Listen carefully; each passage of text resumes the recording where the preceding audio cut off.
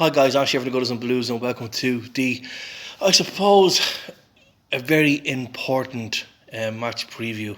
And for that matter, it's a very important game that the Blues have on Saturday afternoon. You may have listened to the podcast already. I got a little bit of excited in it, as you can imagine, because I'm still quite fuming.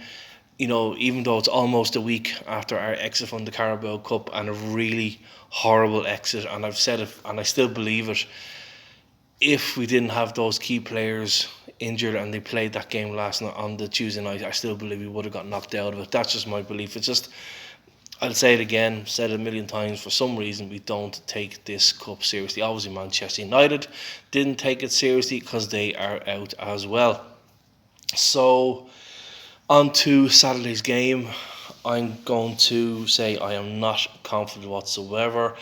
I have this fear that if the unthinkable happens, and let's be clear, it shouldn't happen, even with the injuries that we have. Now, obviously, the positive since I've done the podcast is that we know that Jordan Pickford is going to be available to play, as is Luca Digne. So that's two of our important players back. But even if they weren't, we still should have enough in the tank to beat a Norwich City side that, apart from, I think it's Pukki as the only one who scored in the Premier League for them this season, they have lost. They've been beaten by every single team they played. Their only victory was actually the 6-0 win they had over Bournemouth in the previous round of the Carabao Cup.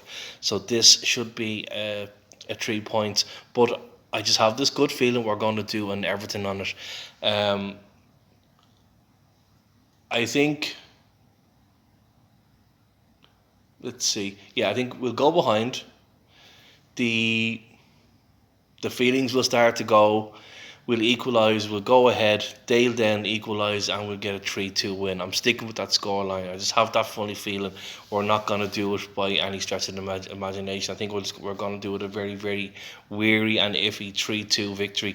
I hope to God that I'm wrong. Obviously, the most important thing is they get the 3 points, but I think before, obviously, next Saturday and then the break, we need to, because obviously that's against Manchester United, and as I said in the podcast, not that I would ever go and put money against my team. I could never do that, but I just have that funny feeling that Mr. Ronaldo is going to get his first hat-trick since returning to Manchester United against us. Sure, why else?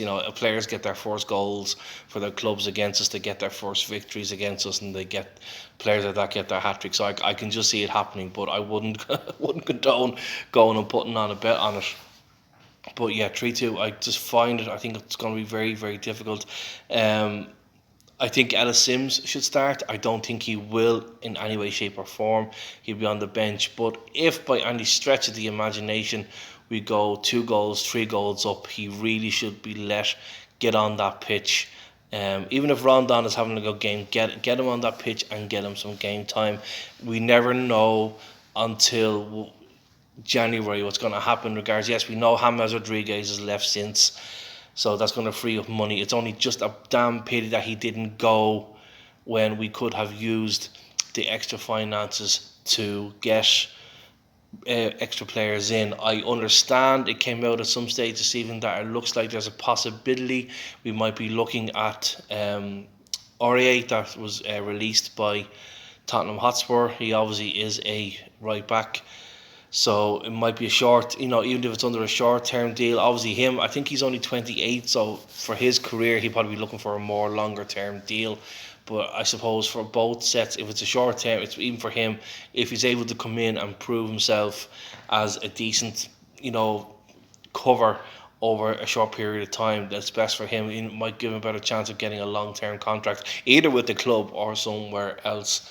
So, going with the starting lineup, obviously it'll be slight change from the podcast. So we Pickford in goal.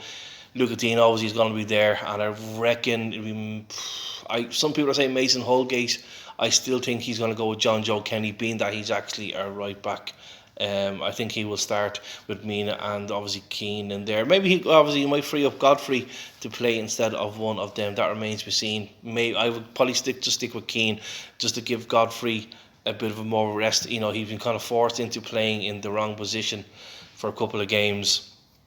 And obviously he's still recovering from his COVID experience. I would keep the midfield, as I said before, with Gomez. Oh no, Gomez is actually out injured, I believe now. So at a quick change, I'll probably obviously maybe give Davies a game with the Curry and Allen, and then the trio of Rondon in the centre. I would like to see Sims, but I think he's going to go Rondon, and then obviously outside of them would be Gray and Townsend, and we're heavily relying on them this season, not just for their creativity but their goal threat as well. So I am sticking with 3-2. I wouldn't even know where to start in regards to who's going to score the goals, because Rondon, I hope he proves me wrong on Saturday. I just don't see where he's going to fit in getting the goals, um, unless he gets a penalty and he feels confident to be able to take it. But I'm going to stick with my 3-2, guys. Um, yeah, I think it's going to be a very, very difficult game to watch. If the result doesn't go our way, God help the years around Goodison Park, because we know, guys, and let's be brutally honest here, football fans, not just Evertonians, but any club, the fans can be very, very toxic. We've had these 2 defeats now, and if the unthinkable happens, yeah, I wouldn't be surprised. Even if they just scrape it 1-0, I can just see the little small cores of boos. Now there's been cases of people have already asked for the out card to be brought to the front, and that's just wrong. Rafa, fair enough, we've lost these 2 games. Rafa has already proved that he is, but he can be potentially the guy to take us forward. His tactics are pretty good. I haven't seen anything that says his tactics are too wrong. Maybe the wrong substitute here or there, but I think it's way too early to ring out the cards. And even if you wanted to, who would we bring in? Anyway, guys, 3-2. Enjoy the game tomorrow wherever you watch it. Stay blue.